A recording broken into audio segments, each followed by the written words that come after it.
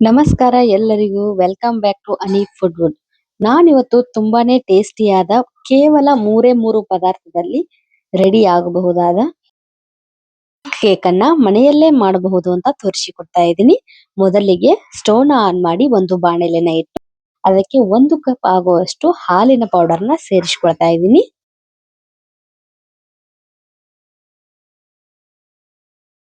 ನಂತರ 1 ಕಪ್ ಆಗುವಷ್ಟು ನೀರನ್ನ ಸೇರಿಸಿಕೊಳ್ಬೇಕು. ಅದಕ್ಕೆ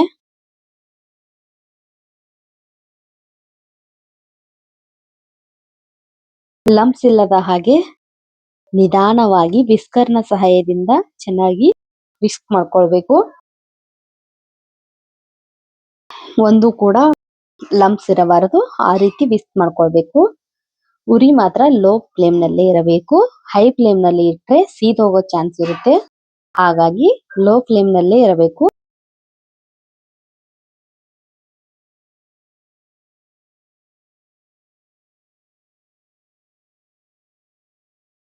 ನಂತರ ಹಾಲು ಚೆನ್ನಾಗಿ ಕಾದು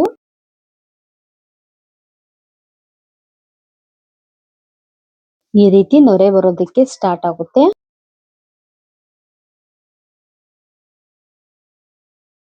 ಇದಕ್ಕೆ 1 ಟೇಬಲ್ ಸ್ಪೂನ್ ಆಗುವಷ್ಟು ಗಟ್ಟಿ ಮೊಸರನ್ನ ಸೇರಿಸಿಕೊಳ್ತಾ ಇದ್ದೀನಿ. ಗಟ್ಟಿ ಮೊಸರನ್ನು ಸೇರಿಸಿಕೊಂಡು ಕೈ ಆಡಿಸ್ತಾ ಇರಬೇಕು. ಉರಿ ಮಾತ್ರ ಲೋ ಫ್ಲೇಮ್ ನಲ್ಲೇ ಇರಬೇಕು.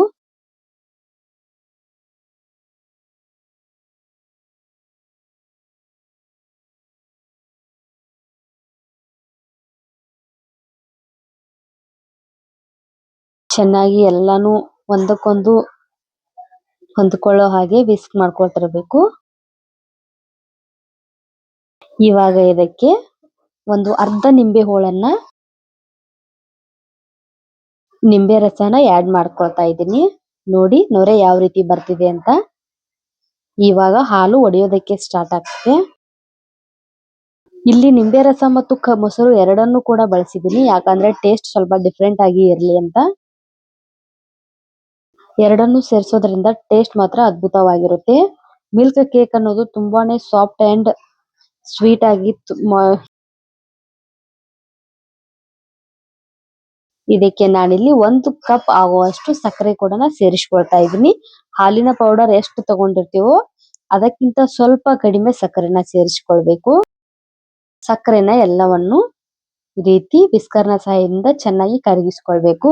ಉರಿ ಮಾತ್ರ ಯಾವುದೇ ಕಾರಣಕ್ಕೂ ಹೈ ಫ್ಲೇಮ್ ನಲ್ಲಿ ಇಡಬೇಡಿ, ಸೀದ್ ಹೋಗೋ ಚಾನ್ಸಸ್ ಇರುತ್ತೆ. ಇದಕ್ಕೆ ಸಣ್ಣದಾಗಿ ಕುಟ್ಟಿ ಇಟ್ಕೊಂಡಿರುವಂತಹ ಬಾದಾಮಿ ಪುಡಿಯನ್ನ ಸೇರಿಸಿಕೊಳ್ತಾ ಇದ್ದೀನಿ. ಬಾದಾಮಿ ಪುಡಿಯನ್ನ ಹಾಕೋದ್ರಿಂದ ಟೇಸ್ಟ್ ಇನ್ನೂ ತುಂಬಾನೇ ಚೆನ್ನಾಗಿ ಬರುತ್ತೆ. ನಿಮಗೆ ಯಾವ ಡ್ರೈ ಫ್ರೂಟ್ಸ್ ಇಷ್ಟನೋ ಆ ಡ್ರೈ ಫ್ರೂಟ್ಸ್ ಎಲ್ಲವನ್ನು ಸೇರಿಸಿಕೊಳ್ಬಹುದು. ನಾನಿಲ್ಲಿ ಬಾದಾಮಿ ಪುಡಿನ ಸೇರಿಸಿಕೊಂಡಿದ್ದೀನಿ. ನೋಡಿ ಚೆನ್ನಾಗಿ ಕುದಿ ಬರಬೇಕು. ಈ ರೀತಿ ಸಕ್ಕರೆ ಎಲ್ಲ ಕೂಡ ಚೆನ್ನಾಗಿ ಕರಗಿದೆ. ಬಾಯಲ್ಲಿಟ್ರೆ ಕರಗಬೇಕು, ಆ ರೀತಿ ಈ ಸ್ವೀಟ್ ರೆಡಿ ಆಗುತ್ತೆ. ಸೇಮ್ ಬೇಕರಿ ಸ್ಟೈಲ್ ನಲ್ಲಿ ಯಾವ ರೀತಿ ಮಿಲ್ಕ್ ಕೇಕ್ ಅನ್ನ ತಯಾರು ಮಾಡ್ತಾರೋ ಅಷ್ಟೇ ಹೈಜಿನಿಕ್ ಆಗಿ ಮತ್ತು ತುಂಬಾನೇ ಟೇಸ್ಟಿಯಾಗಿ ಮನೆಯಲ್ಲಿ 5 ನಿಮಿಷ ಟೈಮ್ ಕೊಟ್ಟರೆ ಮಾಡ್ಕೊಳ್ಬಹುದು. ತಿಂದ್ರೆ ಮತ್ತೆ ಮತ್ತೆ ಮಾಡ್ಕೊಂಡು ತಿನ್ನೋದಂತೂ ಖಂಡಿತ. ಅಷ್ಟೊಂದು ಟೇಸ್ಟಿ ಆಗಿರುತ್ತೆ ಈ ಸ್ವೀಟು. ಇವಾಗ ನೋಡಿ ನಿಧಾನವಾಗಿ ಗಟ್ಟಿ ಆಗ್ತಾ ಬರ್ತಿದೆ.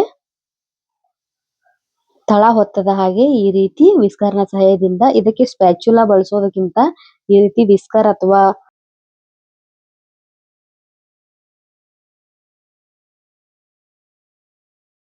ನೋಡಿ ಇವಾಗ ರೆಡಿ ಆಯ್ತು. ಈ ರೀತಿ ಪಾತ್ರೆನ ಬಿಟ್ಟು ಬರ್ತಿದೆ ಅಲ್ವಾ, ಇವಾಗ ರೆಡಿ ಆಗಿದೆ ಅಂತ ಅರ್ಥ. ಇದಕ್ಕೆ ಒಂದು ಟಿಫಿನ್ ಬಾಕ್ಸ್ಗೆ ನಾನು ತುಪ್ಪನ ಸವರಿ ಇಟ್ಕೊಂಡಿದ್ದೀನಿ. ಅದಕ್ಕೆ ಇವಾಗ ಎಲ್ಲಾನು ಟ್ರಾನ್ಸ್ಫರ್ ಮಾಡ್ಕೊಳ್ಬೇಕು. ಟ್ರಾನ್ಸ್ಫರ್ ಮಾಡಿ ಈ ರೀತಿ ಟ್ಯಾಪ್ ಮಾಡ್ಕೊಂಡು ಲೆವೆಲ್ ಮಾಡಿ 1-2 ಅವರ್ ಆದ್ರೂ ಬಾಯಿ ಮುಚ್ಚಿ ರೆಸ್ಟ್ ಮಾಡೋದಕ್ಕೆ ಬಿಟ್ರೆ ಮಿಲ್ಕ್ ಕೇಕ್ ತುಂಬಾನೇ ಸಾಫ್ಟ್ ಆಗಿ ರೆಡಿ ಆಗಿರುತ್ತೆ. ನೋಡಿ ಇವಾಗ ರೆಡಿ ಆಗಿದೆ. ಇದು ಈ ರೀತಿ ಡೈರೆಕ್ಟ್ ಆಗಿ ಹಾಕಿದ್ರೆ ಗಟ್ಟಿಯಾಗಿರುತ್ತೆ ಅಲ್ವಾ, ತಕೊಳ್ಳಕ್ಕೆ ಬರೋದಿಲ್ಲ. ಸ್ವಲ್ಪ ಪಾತ್ರೆನ ಬಿಸಿ ಮಾಡಿ ಈ ರೀತಿ ಟ್ಯಾಪ್ ಮಾಡಿದ್ರೆ ನಿಧಾನವಾಗಿ ಬಿಡುತ್ತೆ. ನೋಡಿ ಈ ರೀತಿ ರೆಡಿ ಆಗಿದೆ ಸಾಫ್ಟ್ ಆದ ಮಿಲ್ಕ್ ಕೇಕ್ ಮನೆಯಲ್ಲೇ ಕೇವಲ 3 ಪದಾರ್ಥನ ಬಳಸಿ ಕ್ವಿಕ್ ಅಂಡ್ ಈಸಿಯಾಗಿ ಮಾಡೋ ರೆಸಿಪಿ ಇದು.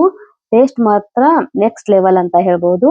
ಡೌಟ್ ಇದ್ರೆ ಖಂಡಿತ ಮನೆಯಲ್ಲಿ ಟ್ರೈ ಮಾಡಿ ನೋಡಿ. ನೋಡಿ ತ್ರಿಕೋನಾಕಾರದಲ್ಲಿ ಕಟ್ ಮಾಡಿದ್ದೀನಿ ನಾನಿಲ್ಲಿ. Thank you.